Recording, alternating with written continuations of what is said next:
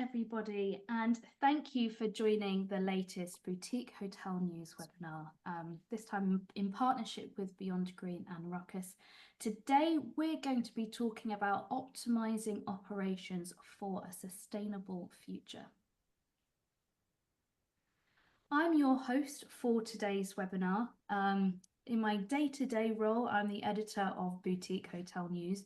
We're an online trade publication, a multimedia platform which covers the global boutique, lifestyle and luxury hotel industry.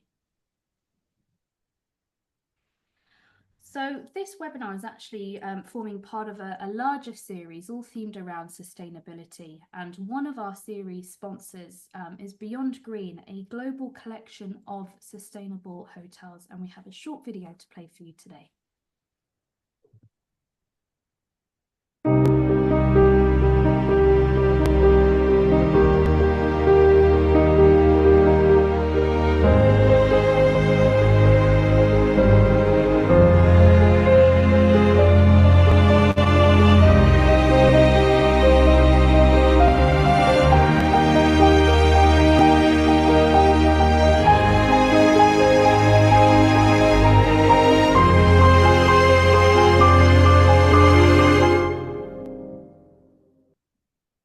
Beyond Green is part of Preferred Travel Group, and more details about the company have been popped into the chat.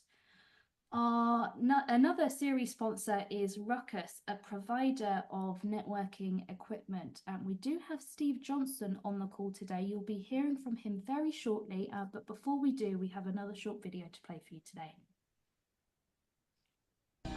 Ruckus solutions deliver operational efficiencies that are crucial for maintaining profitability and enhancing guest satisfaction. Improving staff safety and inventory management with location tracking and panic button solutions. Boosting employee efficiency to maximize time utilization for enhanced customer service. Every hotel system operating seamlessly under a single network for unified workflows and simplified management. Ruckus solutions empower hospitality businesses to reduce their environmental footprint, conserve resources, and contribute to a more sustainable future. Reducing energy costs with IoT-enabled thermostats for sustainability, and enabling remote monitoring and control of building systems and equipment. Designed to support current and future standards, protocols, and technologies, all fully backed by the expertise and support of a leader in hospitality solutions. Optimize every hotel with always-on Wi-Fi, smart technology, service efficiency, and customer loyalty, and sharing their experiences with others, so you can improve occupancy rates, RevPAR, and guest satisfaction scores. It's time to differentiate your property, minimize costs, and drive revenue performance. Unlock the future of hospitality with Ruckus Solutions. Once again, further details about Ruckus have been popped into the chat if you would like to learn more. So today we're going to spend around 45 minutes in conversation with our panelists today, followed by some time at the end to take any questions from our audience. So if you do have any pressing questions, please submit these using the Q&A function at the bottom of your screens, and I will get round to asking those as and when relevant. And this webinar is being recorded, and every person that has registered will receive a copy of that recording within 48 hours time. So let's meet our panelists, and I'm actually going to hand over to Steve to begin with, as we've just seen a short video from Ruckus, but perhaps you can give us some further flavour there. So Steve, welcome, and over to you. Thanks, Eloise. Well, I guess everybody's seen the video, so I don't need to re-explain who Ruckus is, which is a good start. I'm Steve Johnson. I'm the Senior Director for the hospitality business at Ruckus. Hospitality is a very significant market for us, to the extent that we build our technology specifically for the hospitality market. Brilliant. Thank you, Steve.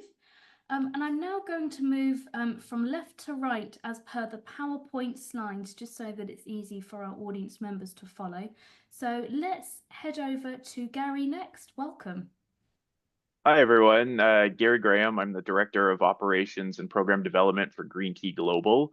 We certify accommodations, meetings, and event spaces and their sustainable and overall ESG operational efforts. Great to see everyone today. Thank you, Gary. Jeremy, over to you next. Welcome. Hi there.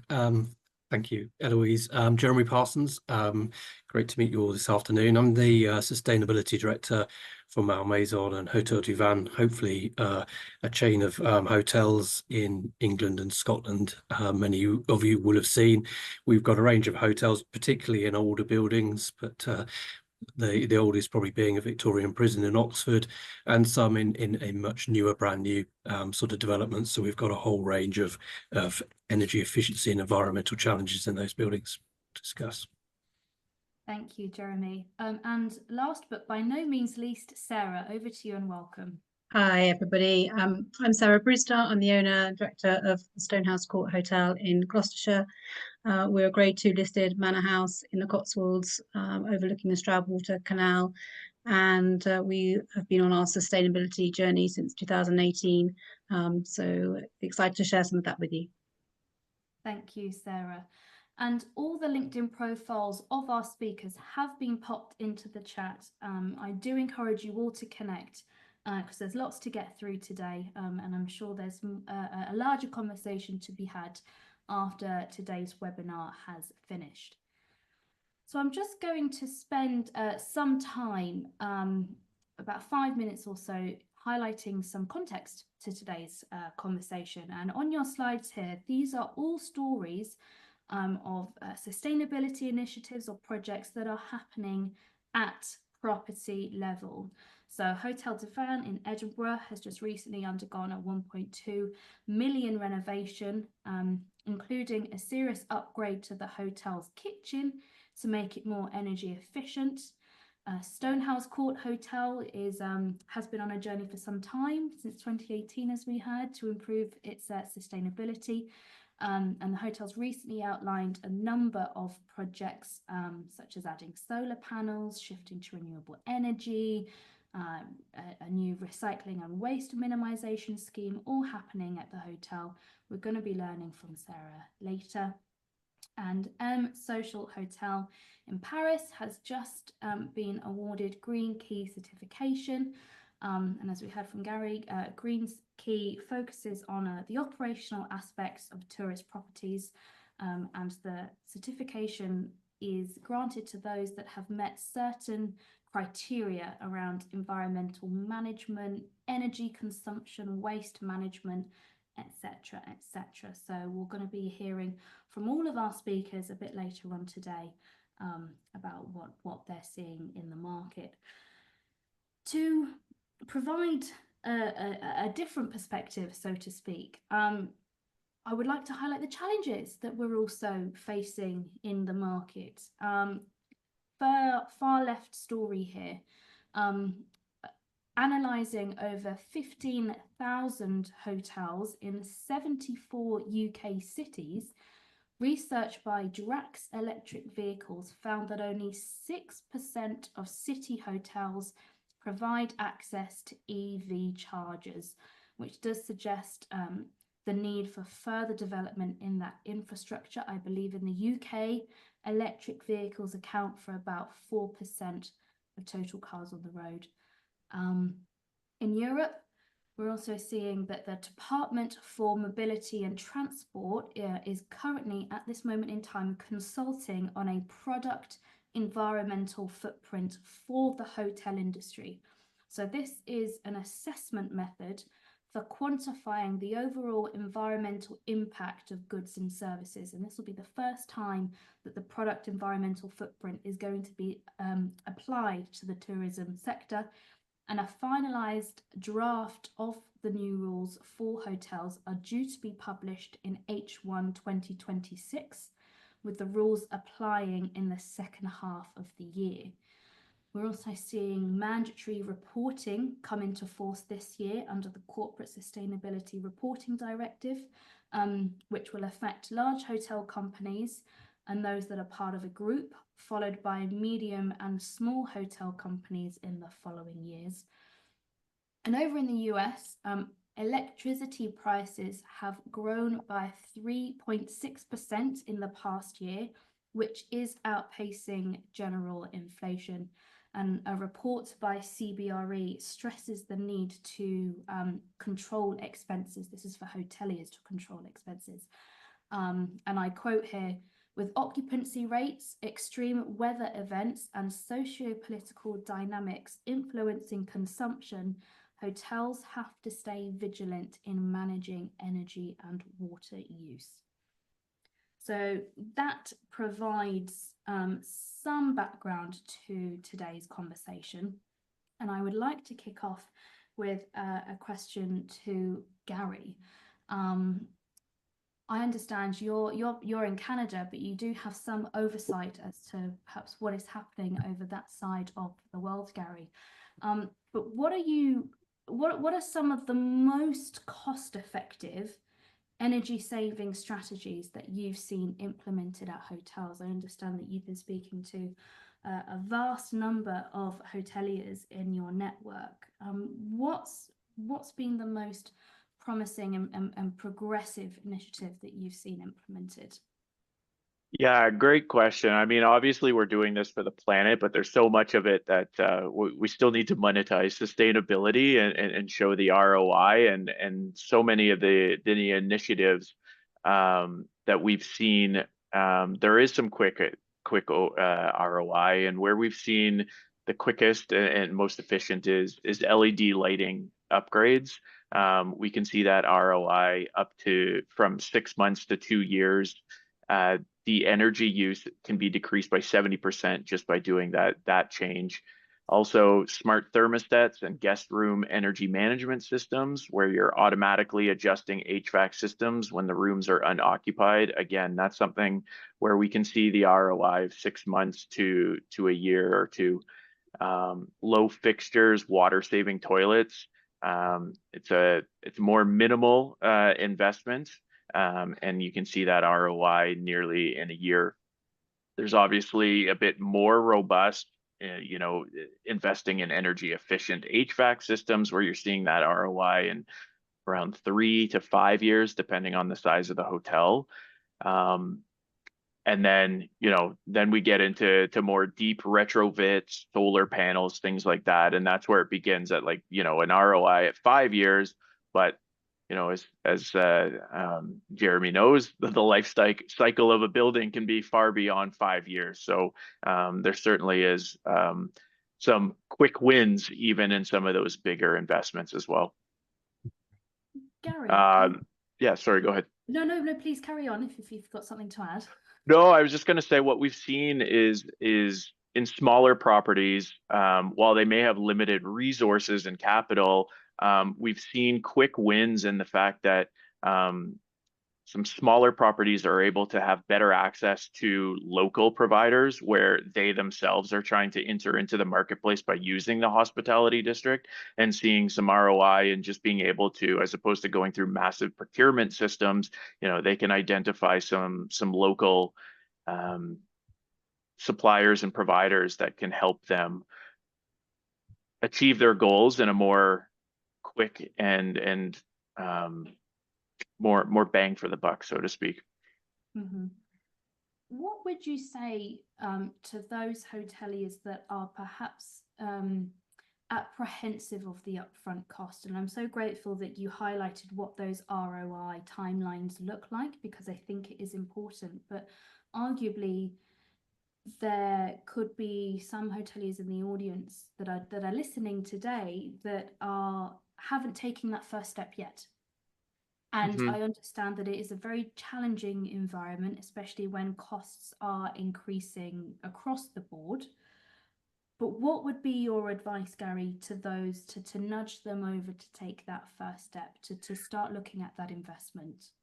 Yeah, the reality is with a bit of due diligence and research, there is so many incentive programs out there to help you in the effort. And so and many of the suppliers, specifically the local suppliers, are able to point you in the right direction, because it's in their best interest to help you find those incentives so that they can obviously get the job done. whether it's government or private, there's a lot of ways to help fund those first 6 months or year where you're not seeing the ROI to help offset that cost, so that again, the ROI is quicker. But there really is there's a lot of help out there, but it does take some research and it does take some work, but it's certainly worth it. And there's a lot of folks that we work with. We have vendors within our system and listing affiliates where their full-time job literally is to find those incentives in your region. So it really is worth looking into that prior to jumping in, but it does help soften the blow of those first 6 months where you're waiting for the ROI and you're waiting for those energy bills to go down. Mm-hmm. I'd like to jump to Sarah for my next question, please. As an independent hotel that is taking on such a huge sustainability project, what's been your biggest hurdles when it comes to funding for all the initiatives that you're launching at Property? It's been quite challenging, especially for the larger capital projects. We've done a lot of quick wins, things that have just been money saving. They're common sense improvements that we've made, such as dosing on your chemicals, cleaning chemicals, for example. There's a cost saving there with a lot of these sustainable measures that we're implementing. But for larger scale projects, funding has been challenging. Banks are very much on board nowadays. We've had success in some funding for the latest project that we're doing, which is we've added another 8 bedrooms to the hotel. But with our sustainability credentials, the bank were keen on working with us. It felt that there was a less of a hurdle to get over because we had done a lot already on our sustainability. So I'd really recommend that the more measures you can put in place, the keener the banks seem to want to work with you. In terms of local incentives, we found that very challenging to find any local and government incentives. Back in pre-COVID, there was a great incentive with Gloucester Target 2030, which helped local small, medium enterprises and charities with looking at their energy saving measures, but also offering 30% off the capital cost of that project, which was fantastic. We were, unfortunately, at that time, we weren't in a position to be able to raise the rest of the money for that capital project, but we need more of that. That incentive is no longer available, and it's very hard to find incentives in the UK to help with those larger scale projects. But saying that, there is so much that can be done in terms of sustainability that are really small, quick wins that are actually going to save you money rather than a big capital outlay of, say the solar panel. We're in the process of doing a solar panel project at the moment, which is obviously a large capital expenditure. But there are many others. For example, we do a scheme which is Save a Clean. So some of our customers who are staying for a couple of days, maybe tend to be the corporate clients, have passed on their cleaning for the following day for an incentive of having a complimentary drink on us. So we save on our water, our chemicals, on cleaning and servicing that room for that morning, and our guests get a complimentary drink. And then the money that we save through that, we then put into a charitable donation for the local community. So there's a lot of quick wins that can be done, and it's all about working with the community as well. For a sustainable community. Do you mind if I ask Sarah a question, Yes. Louise, and kind of open-endedly to Jeremy as well, I guess. When you started your sustainability journey, did you have a specific goal in mind?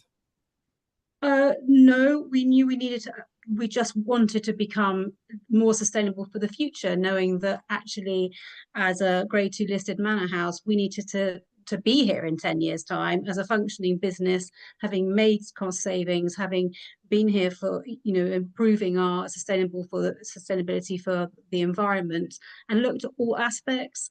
And we just had everybody together, all heads on the together, to create the green team, for everybody to input their ideas as to what they wanted to achieve and what they understood from our sustainability journey. So everybody fed into that, and we had, reams and reams and reams of ideas, which we tailored down into our priority areas. We've also been working with green tourism. We've got our bronze back in, the early days. We're hopefully getting our gold this year. And it's very much been those incremental gains, but everybody's fed into that. So everybody's ideas, it might be, from, as I say, dosing on the chemicals in our cleaning chemicals, to working with our local providers for local jams and honeys, biodiversity. We're working with our local community to help them with Britain in Bloom.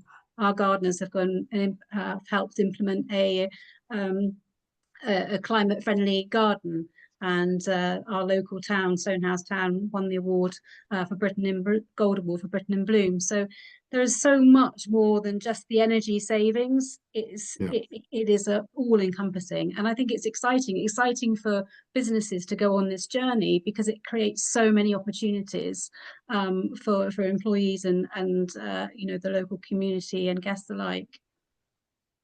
So but your driver was it was a social obligation as opposed to cost reduction or anything commercial? No, I think it was collective. It was very much both that. We needed to make those cost savings, but also there was that social responsibility as well. Interesting, thank you. Jeremy, do you want to chime in here? Yeah. I'm similar, really, I guess, to Sarah. It's both, but I'd say what helps to accelerate it is if you've got something around cost savings to come in, because obviously then you've got the ear of the CFO or the person who holds the key to the bank accounts and stuff, but that's really enabled us to sort of take it much further and implement all sorts of measures, because we can demonstrate the benefit to the bottom line. But equally, having the types of initiatives that resonate with our customers is also quite important, just to sort of bring them closer to the brand as well. Yeah. I think there's something to add here, that whilst as owners or CFOs or perhaps head of sustainability, you can introduce or implement certain initiatives, but there's actually a piece here about education, and that's educating staffs and educating your guests, which ultimately will benefit down the line your operations, whether that be directly or indirectly. Jeremy, I want to build on your answer there to look at your CapEx strategy, because I'm curious as to how that structure works currently. For instance, like, how do you determine how much of your CapEx strategy will be designated to sustainability initiatives? I understand that the recent Edinburgh property that's just undergone that renovation was funded through a sustainability CapEx fund. So could you highlight what that looks like and how it's working? Yeah, sure, no problem. So what we've done is we've actually took a sort of dedicated look at how we might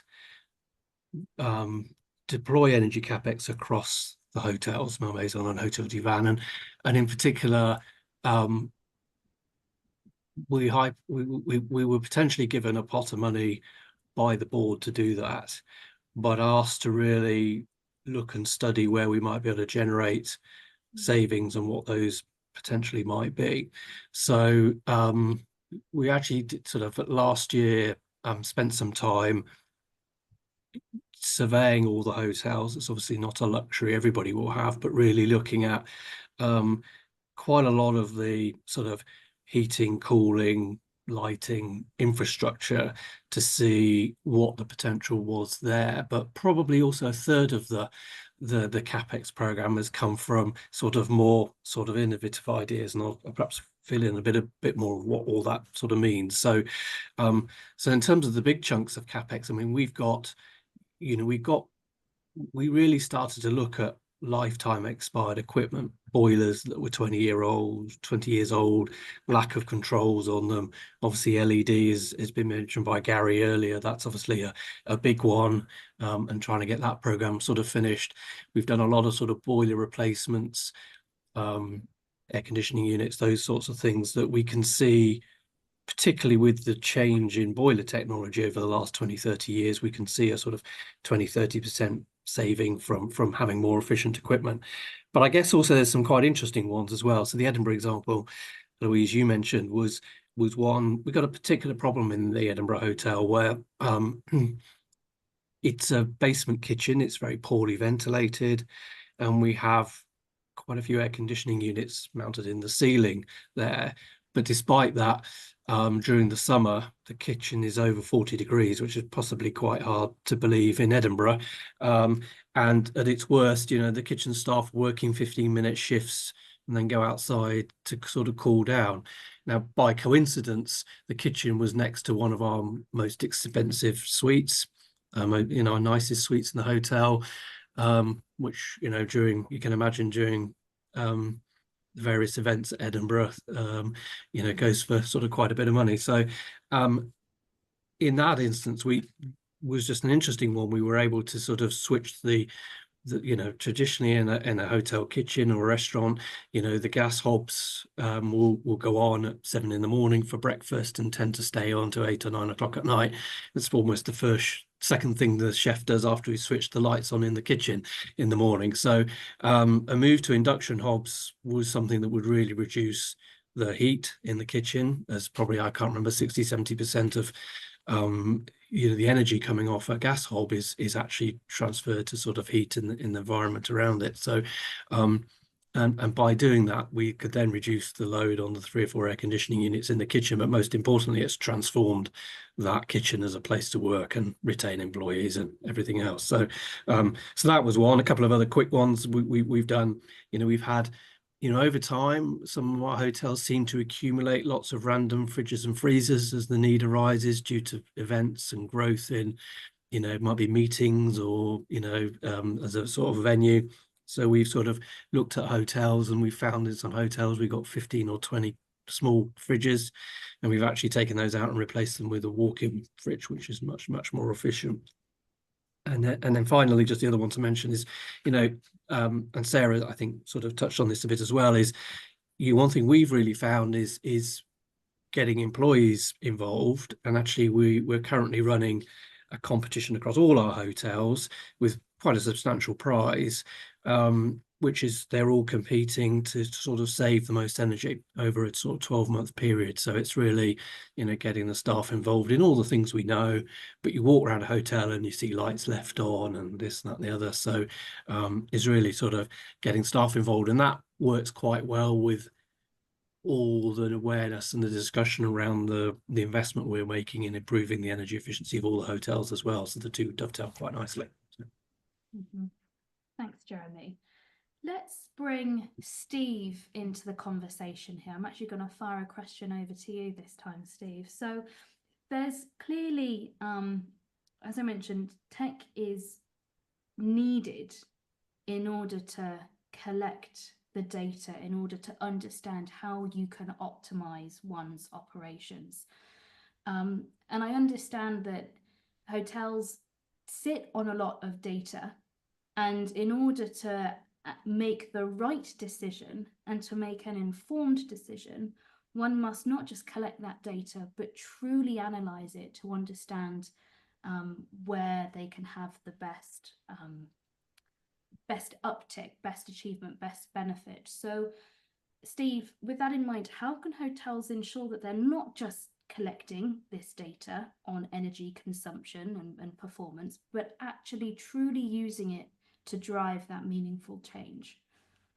Yeah, I mean, I think, excuse me, at a high level, it was very interesting, which is why I asked the question of Sarah earlier. It was interesting to hear her answer in that they had a goal, the hotel had a broad goal, and kind of put a plan together almost from the bottom up in terms of, you know, crowdsourcing within the hotel staff, the optimum ideas, and that the plan got built from the bottom up. I think most of the time, as with many things, the idea would be a good idea to have a clear goal at the end. So know where you want to get to over whatever period that might be. You know, that could be a 5-year plan, 10-year plan, could be just the next 12 months, the changes that you want to make.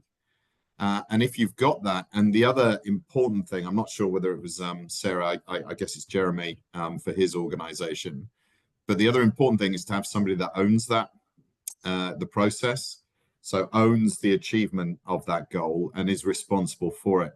And actually, if you've got those two things in place, then the data starts to serve you rather than you starting to serve the data. I think most technology today, so if you were starting from a blank sheet of paper and deciding to make technology investments today, with the advent of AI in particular, and the transformational effect that's having, and engagement with the cloud and using AI in the cloud to organize that data for you and to sort that data for you. So most modern technology solutions, whether it's you know, cloud managed HVAC or water treatment or food waste management or waste management, all of those different technologies have solutions that come pretty easy to understand. So it uses AI's just changing our lives in every way from this point of view. It uses the AI to actually do that translation for you. So it's called intent-based AI. You simply tell AI, this is what I want to, this is the outcome I want to understand. You know, is it green or red? You know, in simple terms. And actually the AI technology will do that for you and pull all of that data together for you. I think there are more, in some cases, more fundamental challenges with the use of technology. I think we have to acknowledge, just had some great examples from both Jeremy and Sarah there, and actually Gary mentioned some earlier as well, which are not technology related. There are many things you can do, because in reality, to achieve most people's sustainability goals, there's no one great magic wand or sweeping activity that will get you there. It's a series of smaller things that need to come together, and many of those don't necessarily need to be based on technologies.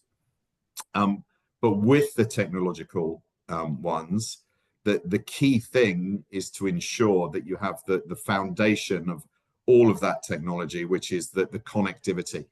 So you need to be able to use different sensors, different applications, different IoT devices, different thermometers, and all of the various the data collecting points, if you like. You need to be able to pull all of that together in a meaningful way. And actually, in many cases, particularly, you know, listed buildings, very old buildings. Jeremy, I've stayed in the old prison in Oxford. It's the one that we all immediately recognise. It can be very difficult to do that, to recreate that foundation. So sometimes the biggest capex expense is actually on something that sounds as simple as recabling a building. And ensuring you've got the right cabling in the right places, and according to, you know, the restrictions that are placed upon you. So I think, you know, step one is to kind of have this idea of what the goal is, and then work backwards from that until you get to the point where you understand what that initial investment might be that you'll need to make to unlock all of the opportunities that the technology will bring you. Mm-hmm. I want to go back to my earlier point about staff members and being able to engage them, because they have such an important role to play in making sure that our operations are optimized. And as I mentioned, data sets, they can be complex. We are set on a lot of data points. So staying with you, Steve, and Sarah and Jeremy, again, keen to hear your thoughts on this. How are you striking the balance between providing these complex data sets that maybe show where you know, further help or support is needed, to staff members whilst it's also being user friendly so that they can actually understand what these data sets are saying. Let's stick with you, Steve, for that for a moment. Well, I'm I'm going to do Sarah a disservice now, but I'm going to go back to the point that she made when she started talking about it. And the way in which they approached it was to bring all of the staff together and have all of those staff buy into the process initially.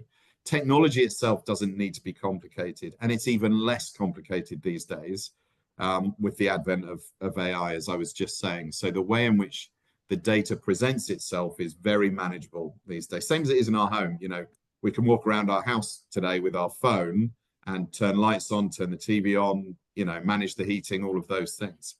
So a hotel environment is no different to that. The technology itself doesn't have to be complicated.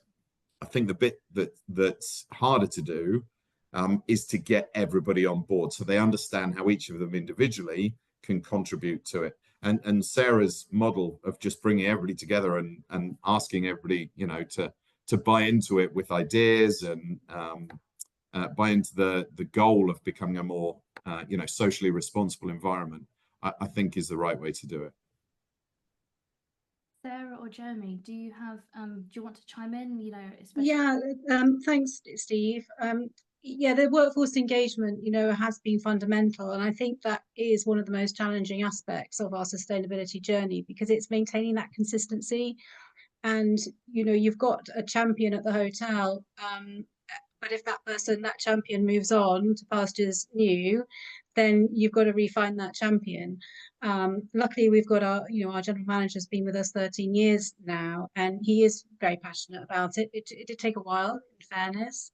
And we've got to just keep on with it. We've got to bring everyone together, you know, regular meetings, because if we do it once a year, everybody is so involved in the running of the operations. You know, we run 50, 60 weddings a year, and people are so busy that it does start to slip. So you've just got to keep on. It's really getting that consistency. And obviously with transient staff, you have a lot of people coming and going, that they need to be briefed and fully involved in the process as well, right down to actually in their information pack, starter information pack, that they're very clear that sustainability is really important for us and that they understand what that means. So it is a really very much an ongoing process throughout.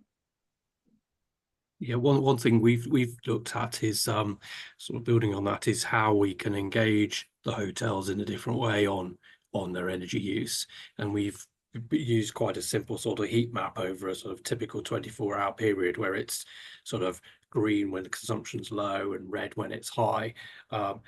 You know, some of it gives you results which are fairly obvious. Yes, in the evenings when everybody's checking or having dinner, it goes red, but it's actually when it's red and amber at 3 o'clock in the morning and things like that, which sort of starts to get people to think about, well, why is that kind of happening there, and one thing and another. And rather than it being a page full of numbers, it's just a quick, oh yeah, I can see 3 o'clock in the morning, that's amber there, what's happening, you know. And we find out that the water heating is going full pelt or something like that, or you know, all the lights are on at the front of house and things. So yeah, it helps to sort of problem solve and find some different solutions.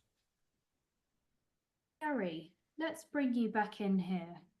It seems the time is right to talk about that further training that is necessary and required to make sure that we are optimizing operations for a sustainable future. So beyond that investment, what would you recommend to hotels to ensure that they have that long-term success with their sustainability programs? Yeah, to build on the previous conversation, it really is like there's training, and then there's instilling it into the culture. And we find our most successful members are ones that have it instilled in the culture. So I think to Sarah's point, you know, this isn't just a green team meeting every once in a while. This is really from, you know, onboarding and onward, installing that idea of sustainability, and providing the context too. Because it's one thing to say, okay, as part of your job, you're now going to measure a whole bunch of numbers read out from the smart thermostat, but understanding why it's happening. You know, for a lot of staff members where sustainability is not really their KPI, or part of their KPIs. This is something that is either new to them, or like I said, the context is missing, so that you know, I'm not saying everyone needs to be a sustainability expert, but understanding why this is a new part of the job so that it can become part of the new normal. I think, again, as Sarah said, there's the high turnover in our industry, and instilling it into the culture ensures that as people go, it's still within that. And so there's a lot of training available that can be done, but it needs to have the context to understand. And another piece of that too is creating action plans so they know what to do when things happen, whether that's a preventative maintenance program or you know, as I said, when they walk into you know, when housekeeping goes into their room, they have a mental checklist. They know that it becomes part of their everyday role, that they go in and they're thinking about things like, when I leave the bathroom, I turn the light off. Like little things like that can move the needle, but it involves context and you know, instilling that into the culture. And another piece of that that's not tied to education, but it's telling the story too. So much of sustainability is happening back at house, and the staff don't even know about it or don't realize it. And so helping tell that story of the good that they're contributing to, obviously, is certainly a big piece of the puzzle, and you know, making them happy to work there, and understanding that, you know, this new part of their job potentially is something that's making a positive impact for obviously the planet, but also the guests that they're servicing within the hotel. Are you finding that I'll classify them as member hotels, but Gary, Sure. those that have the certification, are you finding that there is more, I suppose, need or want to engage with sustainability than before? And I'm trying to understand here. You mentioned something a moment ago, that sometimes the context is missing. Mhm. And I think that sometimes you can speak to some hoteliers, they're either already on that journey, or perhaps they haven't considered it yet. And Mhm. I think what I'm trying to understand is, how engaged are you finding hoteliers now when it comes to sustainability? And those that perhaps aren't quite there yet, what are you saying? What is that? What's the missing piece of context here that we need to share? There's a lot of moving pieces. I've been in sustainability long enough where I've seen we used to talk about we're saving the planet. Then it became about ROI. Then it shifted to this is a marketing opportunity. And now what we found coming out of the pandemic was a lot of the hotels and corporate entities spent that time internally thinking about how they want to project themselves externally afterwards. And we're seeing that, you know, sustainability and ESG and the UN SDGs are now a primary pillar. But to your point, like, they're on various stages of that journey. And yeah, we're seeing the new factor in this is we need to educate everyone very quickly, but and not to shift gears, but the EU green claims and other types of regulatory issues are going to impact this industry, and you know, we need to catch up so that if you want to be sustainable, you need to have that information sooner than later. And so there's tons of resources out there, and there's tons of places to begin, but it's really, you know, I think it really is about building staff context so that it becomes part of their daily KPIs, so that they are feeling like it's part of what they should do. And that comes from management down. Yeah. No, thank you, because it's always interesting, I think, to map maybe where we've come from and what the future might look like.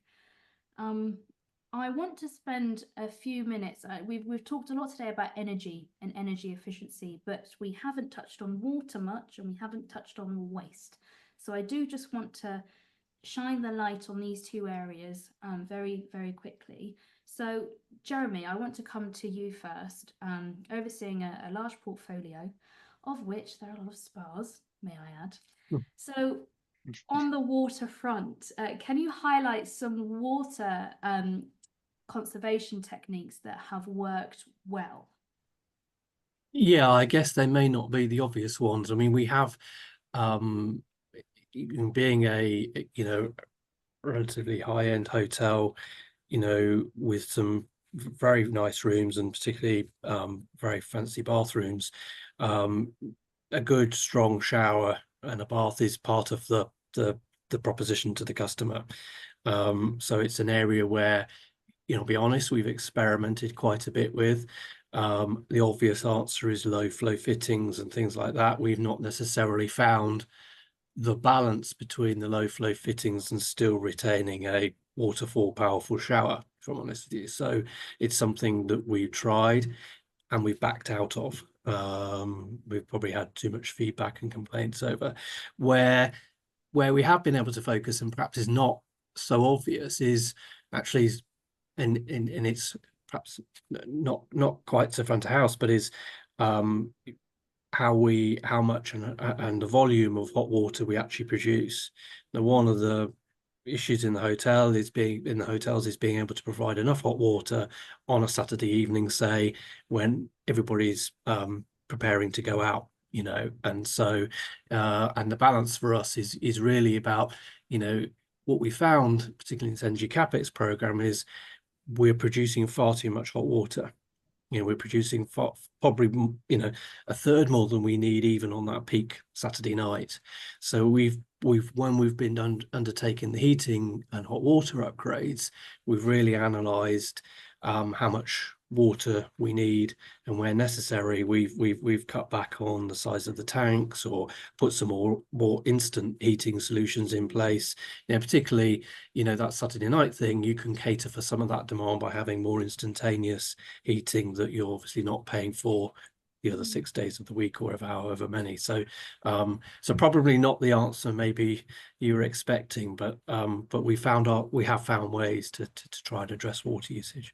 And it must be so difficult when you have such a loyal guest base and you have to experiment and try to add different features or initiatives or programs. But if that isn't met the right way, I suppose you might in some cases have to do a 180 and come back, or a whole 360 in some cases, to come back to where you started. And I suppose with that in mind as well, I mean, how you're overseeing a large portfolio, and there is something here about consistency and standards, but also the properties that you highlighted are so different in terms of even how they're built. So how are you balancing that sort of broader, wider sustainability strategy and how upholding that consistency with the needs of individual properties? Yeah, it's a good question. I guess I quite often just look at the portfolio as a whole. And on some areas you might have winners and losers in a sort of a sense. Hotels you may be able to do more on, which may offset some of the hotels that are harder. I kind of have a longer term view that, on a 10-20 year cycle, we will get to every hotel, but there are some where the opportunities are stronger and they pay back much more quickly, or they're more obvious, or they're easier to implement, and we'll tend to do those first, and that probably buys us time to do some of the tougher ones.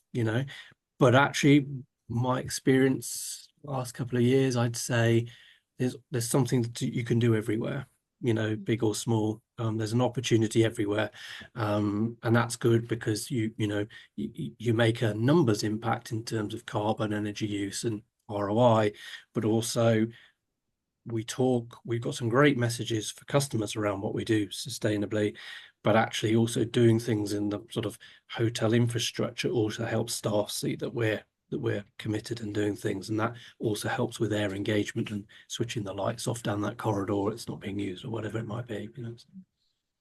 Thanks, Jeremy. Let's turn our attention to waste for a moment. So let's bring Sarah back in here. Do you have any successes with waste reduction initiatives at Stone Court House? Yes, one of the first things that we did was to get rid of our single-use plastic individual toiletries. You know, I found it astounding how many we were getting through, little small plastic bottles. You know, we're only a 36-bedroom hotel, but if you imagine that's 3 bottles in each room, that's 108 bottles per day. You know, times 365 at 70%, you know, that's already, just with our hotel, 27,000 small plastic bottles in 1 year, and that we're only 36 bedrooms. So thinking about those other, you know, those larger hotels, you know, is an enormous quantity of plastic that we just should not be using. So one of the first things we did was we moved to Eco Boutique, which were refillable, 100% natural toiletries.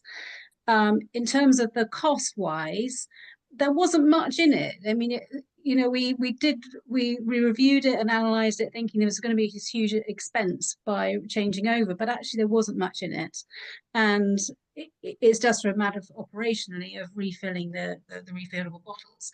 I know as we're a sort of more, you know, independent hotel, you do get the, you know, people do quite like the nice little bottles to add to their visits, and we charge for those if people do wish to take them with them.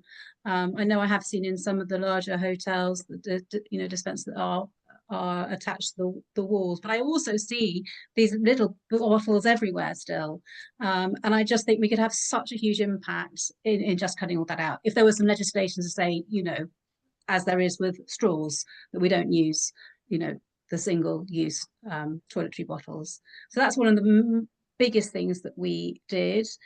We also had, there's a nice little story here with, we had got our own on-site bottling system. So we've saved about 9,000 bottles of water per year by just having our own on-site bottling system. And actually in doing that, we funded a water pump in Africa. So we were really proud of that little initiative that took place. And what would be your advice to other, be it city hotels, urban locations, you know, larger hotels? What would be your advice? Is it just to take the step? I think it is just to take the step. I think it can initially seem really overwhelming of where on earth do I start? There are so many things to look at, but it is just chipping away at it slowly but surely, just small initiatives, and it builds momentum. It really does. And especially if you've got your staff on board, you know, their ideas really count, and everybody wants to have an impact and they feel proud of, you know, how they've managed to influence that journey as well. So I think it is taking that first step, and actually, you know, there are cost savings to make. It doesn't all have to cost more money. Mm-hmm.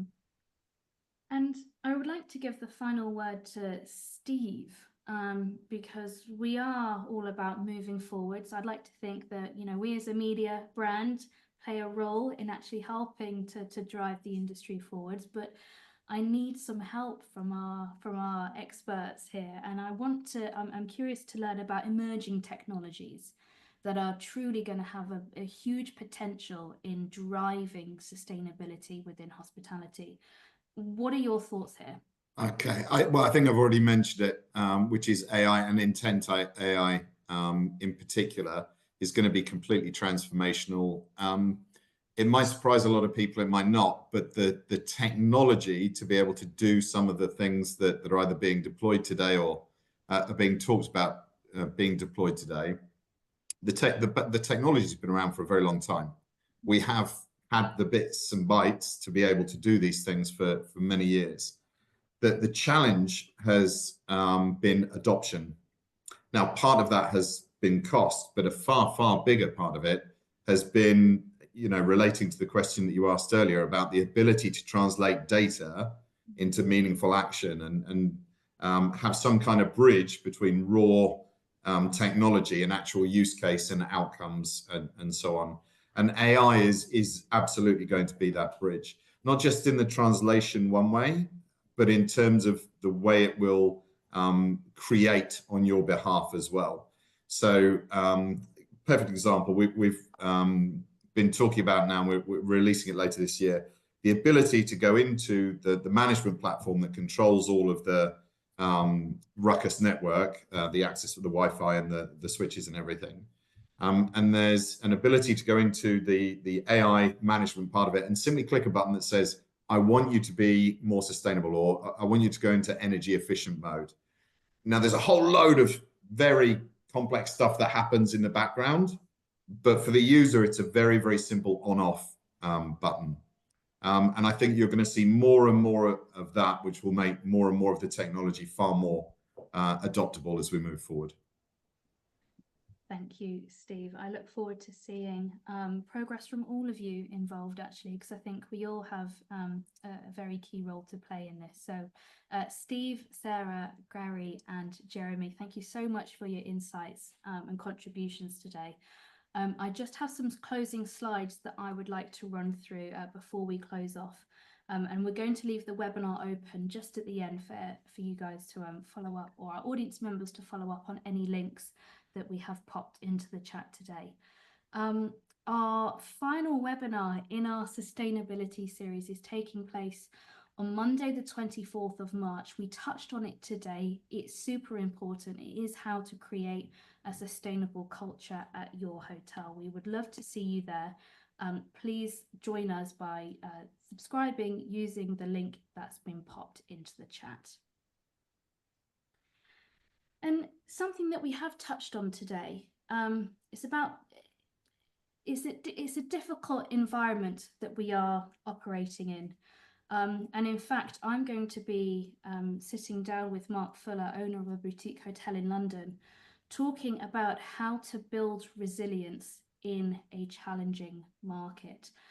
This is an intimate change makers lunch, we are calling this. It's an exclusive interview with Mark Fuller, all on that topic, held over a 3-course lunch. So what is not to love? Key insights, and you get food and watered. The link to register has been popped into the chat. Again, we would love to see you there and network in person. And finally, we are gearing up for the Service Department Awards, 10th year this year, 19 award categories that you can enter at no cost, and 2 of which I would like to flag to you today because we have 2 awards for ESG. One for the best operator or property and one for the best supplier or service provider. It is no cost to enter. You can take a look at the criteria on the website. Again, all the useful links have been popped into the chat. And if you're interested in working with us, that's either across our digital events like this webinar or our in-person events that we have coming up, do get in touch with my colleague Katie. Her details are on your screens, and also her phone number and email have been popped into the chat too. So once again, thank you for joining us. Thank you to Beyond Green and Ruckus for their continued support. Thank you again to our speakers for today. Enjoy the rest of your day or afternoons, and I look forward to seeing you on the 24th of March. So thanks all, take care and see you soon. Hello, we are International Hospitality Media, or IHM for short. IHM is the #1 brand to engage with decision makers in hospitality and real estate. Our 4 multimedia brands lead their respective sectors with breaking news, comments, trends and opinions across a variety of multimedia solutions. We provide an inspirational community to connect people through world-class events, webinars, podcasts, award schemes and much more. But let us share our story of who we are and what we do. Over 10 years ago, Piers and George had a light bulb moment to provide expert opinion, comments and low-cost digital content. And so, they went on a journey over the past decade, creating media platforms to serve the hospitality and real estate industries. We now have an engaged audience with a reach of over 60,000 monthly visitors across our website, 52,500 in our email database across all sectors and over 68,000 across our social channels. Everything we do challenges the status quo. We believe in thinking differently. We make things simple and very easy to work with us, and we're a friendly bunch too. We offer creative solutions to help you achieve your business goals. Read, watch, listen, and meet with IHM. Connect with us for a chat today. Just look at some of the brands we have worked with recently.